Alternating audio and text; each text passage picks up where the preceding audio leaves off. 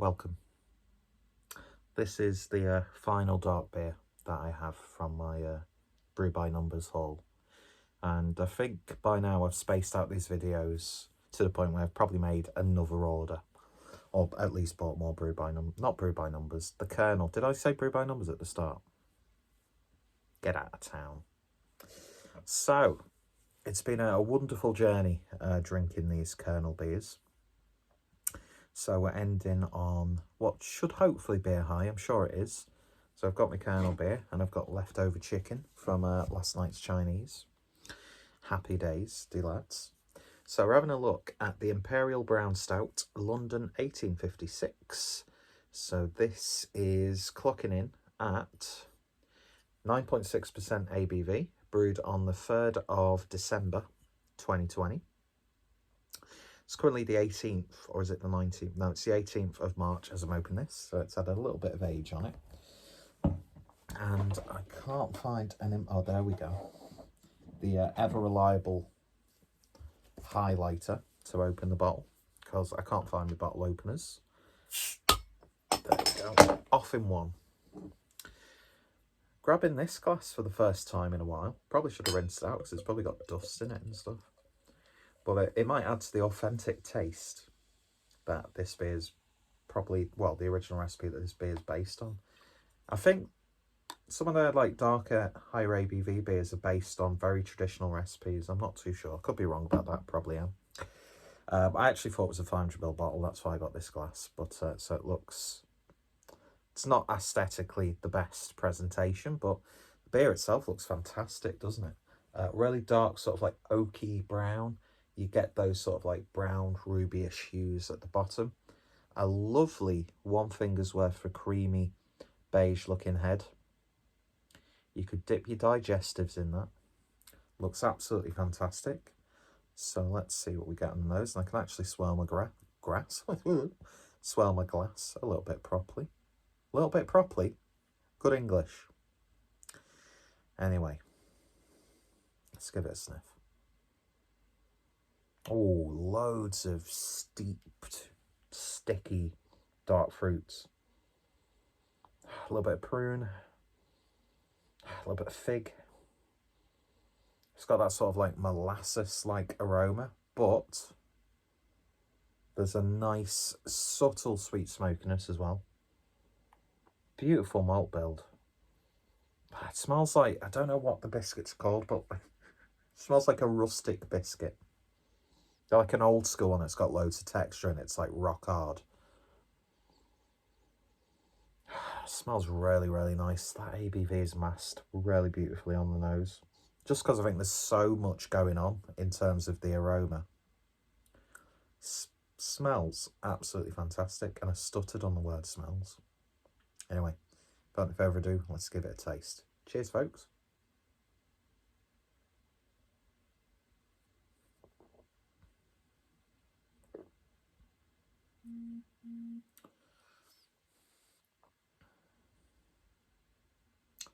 Once again, wonderful drinking experience.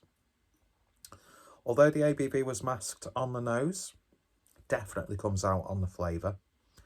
In fact, the alcohol itself, it's not boozy, but at the same time, it's not exactly hidden, and it just adds a little bit of oomph to it. It commands your attention and respect, even though it's a liquid and it has no cognitive functions. Anyway.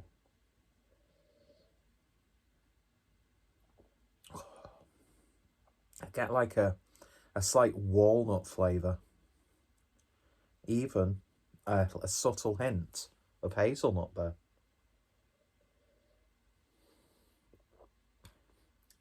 But there's that charry smokiness in there as well. Just gently playing around with those flavours and aromas. God, this is good. This is definitely one you want to take your time with, even though, you know, there are higher ABV stouts which are just stupidly drinkable. This just...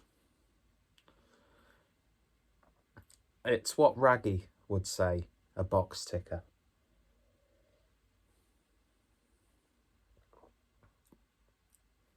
That's absolutely gorgeous. It's got a sort of like a medium mouthfeel, but yet it has really nice texture, and it feels nice as well. And my swirling skills have gone to shit for some reason. But I nearly fucking hit the top of my gums then. I need to stop swearing for no reason.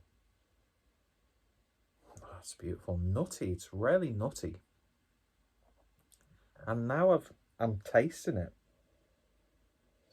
I do get a slight hazelnut-like flavour and aroma in it.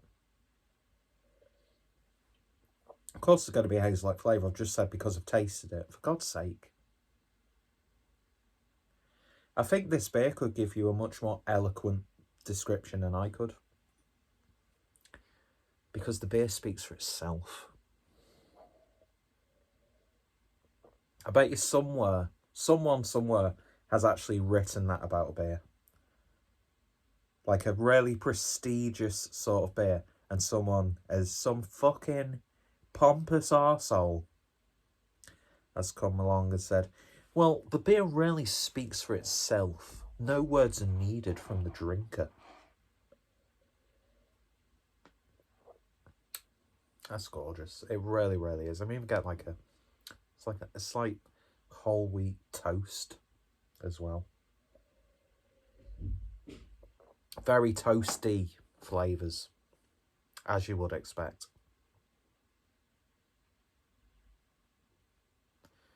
And again, it sort of like falls into this sort of romanticism I have with the Kernel. Imagining like drinking something like this actually in 1856, like just straight from the barrel. Do you know what I mean? Like a tavern or something like that. Or when you're like plotting a revolution in the back streets of Soho or something. I don't know. But did anyone ever plot a revolution in the back streets of Soho? Probably not. Yeah, something like Jack the Ripper would drink before each. We won't go there. Too soon. I'm just swigging this like it's no one's business. I've just said you want to take your time with it. So don't ever listen to what I ever have to say about beer. Just as long as if I say it's good, I think it's good. You might not think it's good.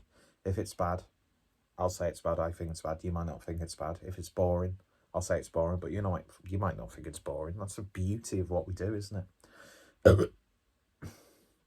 But I think across the board, I think a lot of people really, really like this. And I'd imagine it's got a good score on Untappd, which I shall now check.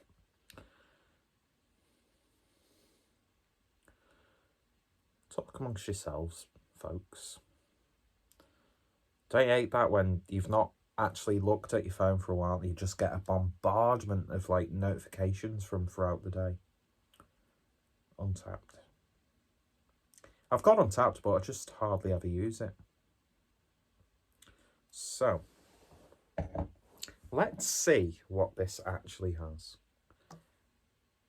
Imperial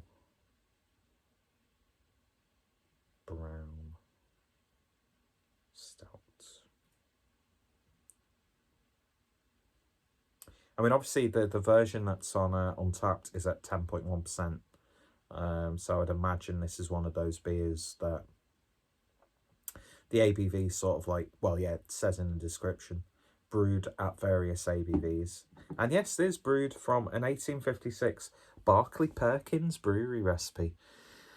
If that doesn't sound like a recipe from 1856 and a brewery from 1856, I don't know what does. Rich dark chocolate cut with coffee and also that of hops. Again, the brown amber malts come through to play with smoke, tar, leather and depth. Brewed at various ABVs. 12,000 check-ins it's had over its continual lifespan. 4.07 is the average, and 5 friends have checked this in, giving it an average of 3.8. Good Old Mose Beers gave it a 4.25. Ryan Aaron Green gave it 4.5. Saison Sai gave it 1.75. Ooh, controversial. Jacob Beer gave it 4. the wonderful tasting niche gave it a 4.5 as well, but that was back in 2015. Anyway, fundamentally, this is definitely a beer you should all check out, especially if you like your nice, dark, robust, old school, authentic tasting, traditional-esque, stronger dark beers. And obviously with the quality of the malts and the hops and the yeast and the water that we have now, I can't imagine it tasting too dissimilar to what it would have tasted all those years back. But then again, beer could have tasted absolutely fucking awful. We don't know, do we? Really? I'm sure there's historical documents that would, like an historical handwritten catalogue of Untappd reviews from like people from the time. I was going to say peasants, but we won't go there. And I keep closing my eyes when I drink the beer, just because it's I'm transcending as a human drinking this.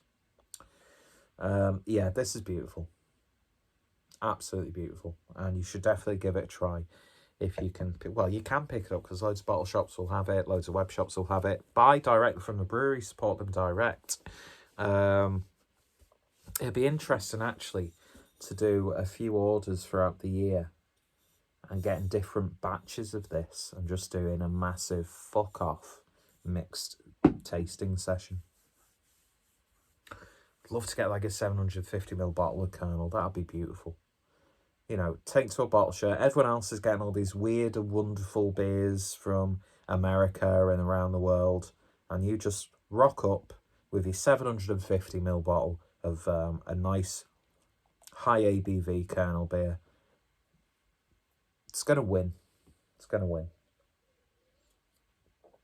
Beautiful stuff. Absolutely beautiful. Anyway, so if you have tried it, not just this batch or any other batch throughout the years, let me know your thoughts, opinions. Have you noticed actual really quite distinct differences from batch to batch?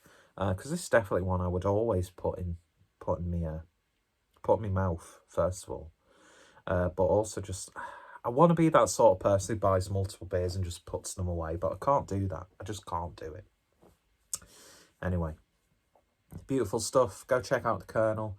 Got quite a few reviews potentially uploaded by this point from this order I made. Beautiful beers, and yeah, fantastic stuff as per from the Kernel. Anyway, so links will be down below to all their socials and their website, and of course their web shop. Definitely give it a go. The prices are obscenely good for the quality of beer that you're getting, because you know for a fact that some, you know, wanky, pretentious hipster craft brewery who just puts stuff in cans would make a beer similar to this and charge you double for it. And you just wouldn't get, well, you probably would get satisfaction if the brewery's good, obviously. But yeah, lovely stuff indeed. And it just shows you that you don't have to just go straight to cans. There's nothing wrong with putting bottles in your beer, putting beers in your bottle. Putting beers in your bottle, putting beers in bottles. Why do people watch my channel? I don't understand why people watch my channel. But I appreciate each and every one of you for doing so. So yeah, cheers for watching. Should have wrapped this up about 10 minutes ago, but hey, it's a clueless drink a beer review. And you dirty bitches love it. Anyway, see you guys later. Take care, stay safe, and yeah. Have a little chat with the Kernel. What a fucking stupid way